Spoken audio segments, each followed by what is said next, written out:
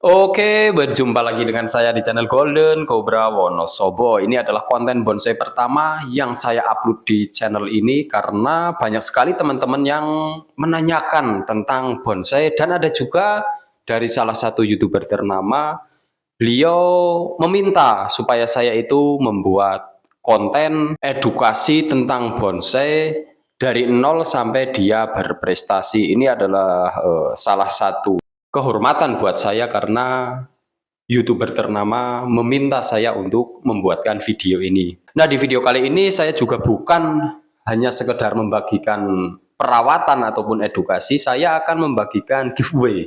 Saya menyediakan bibit banyak dan akan saya bagikan gratis kepada kalian. Caranya sangat mudah, cukup kalian komen nama, alamat lengkap, itu mencakup RT RW dan nomor yang bisa dihubungi. Kalian cukup komenkan saja, nanti siapa yang beruntung akan mendapatkan bibit dari saya.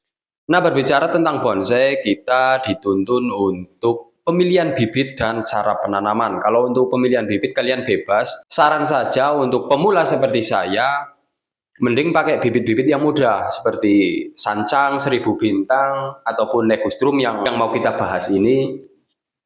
Karena itu pohon mudah hidup dan mudah besar.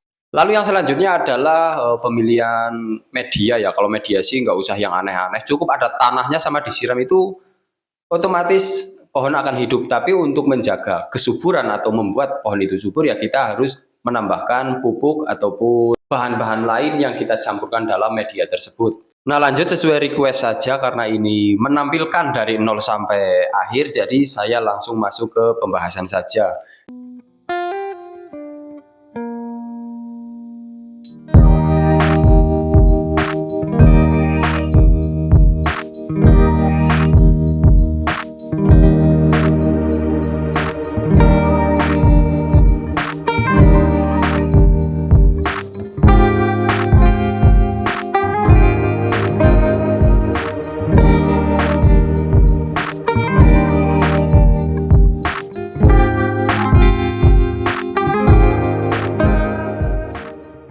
Jadi ini adalah pohon jenis legustrum.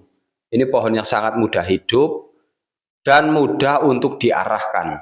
Pohon ini awal mula saya stek batang ya, kita tancap batang di tanah, kebetulan langsung hidup. Yang harus digarisbawahi bahwa ketika kita menanam pohon, pohon itu sudah hidup, kita lakukan penataan akar supaya nantinya ketika pohon ini sudah besar, kita itu sudah tidak kebingungan lagi di bagian akar. Karena akar adalah bagian terpenting dari sebuah bonsai. Pohon di alam butuh akar, pohon bonsai pun butuh akar. Akar yang kokoh akan menambah kesan seni yang lebih indah dari sebuah bonsai. Jadi di akar kalian maksimalkan dulu, setelah kalian maksimal di akar, baru kalian masuk ke batang atau gerak dasar. Nah, untuk gerak dasar ini karena saya menginginkan pohon ini adalah pohon pendek, pohon di mame itu ya. Pohon dengan diameter segini ini paling ukurannya dulu sejempol ini ya. Itu langsung kita progres, kita proses langsung ke percabangan. Nah, percabangan di sini yang saya maksud adalah cabang pertama, cabang kedua atau cabang belakang, cabang ketiga sudah bisa kita lakukan perawatan atau kita tumbuhkan gitu ya. Nah, caranya adalah kita potong salah satu batang yang memanjang atau batang yang los. Ketika kita potong di situ, kita press di situ, biasanya bakal tunas baru itu akan muncul di bawahnya. Jadi kita potong, lalu kita tunggu tunas barunya itu muncul. Nah, setelah tunas barunya muncul seperti ini, seperti di gambar ini, kalian bisa menyaksikan. Yang harus kalian lakukan adalah pengawatan di bagian yang ketiga. Ini yang satu itu yang sebelah sini ya. Ini satu, dua belakang, tiga. Nah, ini yang harus kita kawatin, kita arahkan. Karena yang batang pertama kita harus pembesaran dulu. Karena memang untuk bahan-bahan yang seperti ini, bahan-bahan yang kita tidak disangka-sangka, mungkin kita kesusahan untuk menumbuhkan cabang pertama dengan pertumbuhan batang. Makanya ini saya presnya sudah langsung dapat 3. Ini sebenarnya kebetulan juga sebuah hoki karena ketika kita press di atas, yang bawah itu muncul. Jadi seperti ini ya, kalian bisa melihatnya.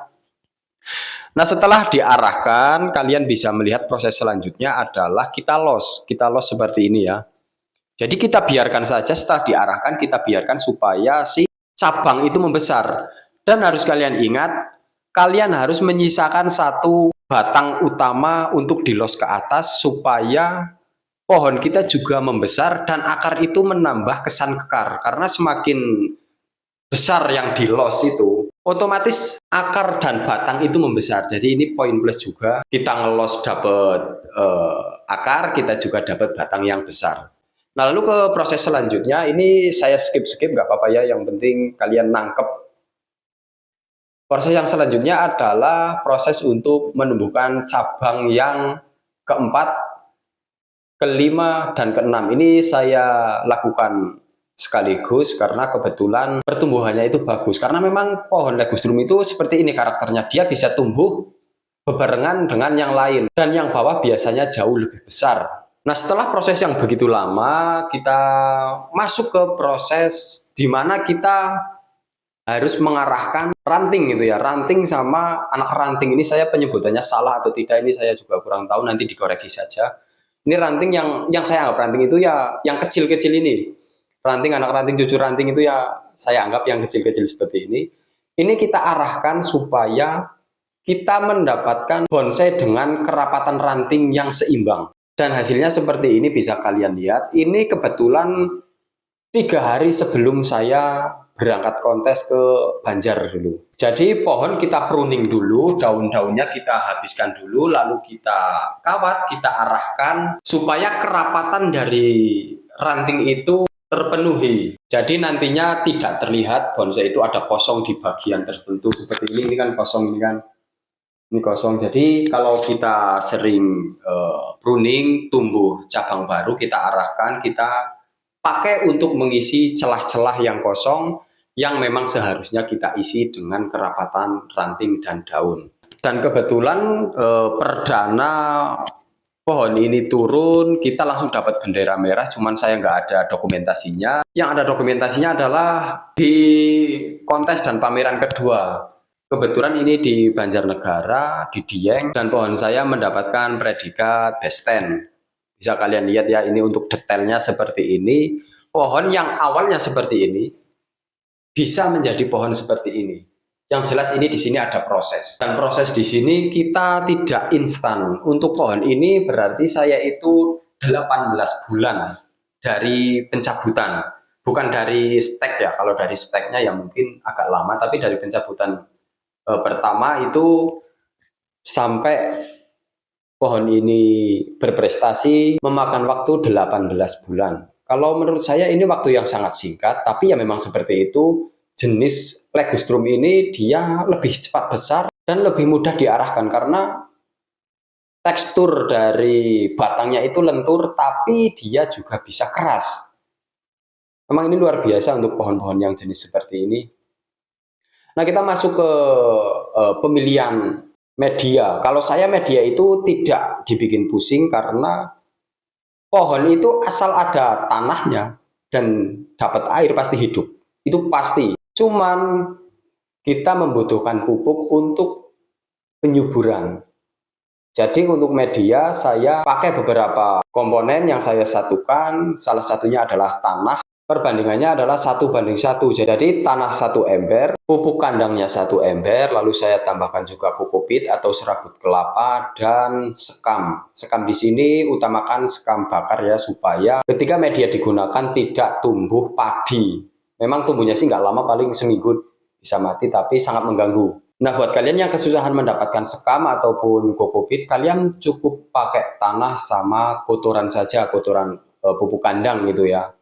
Karena dari kokopit ini saya pakai kokopit hanya sebagai penyimpan air. Sedangkan sekam saya pakai sebagai penggembur. Jadi kalau tidak punya sekam sama kokopit sebenarnya nggak apa-apa, aman-aman saja. Yang penting ada tanah, ada air, dan ada pupuk. Nah, mungkin seperti ini dulu saja, semoga bermanfaat buat kalian dan semoga terjawab rasa penasaran dari teman-teman dan YouTuber yang ternama. Karena masih ada yang penasaran tentang program akar sancang, nanti juga akan saya buatkan videonya karena kebetulan saya punya dokumentasi dari nol sampai akar itu bisa sebagus ini. Kalian bisa melihat ya, ini akarnya sangat bagus. Ya pokoknya nanti kita buatkan videonya lah. Mungkin cukup sekian, kalau ada salah-salah kata silahkan dikoreksi, kalau ada yang kurang berkenan saya mohon maaf, kalau ada pertanyaan silahkan tulis saja di kolom komentar. Saya akhiri, wassalamualaikum, salam dari Wonosobo.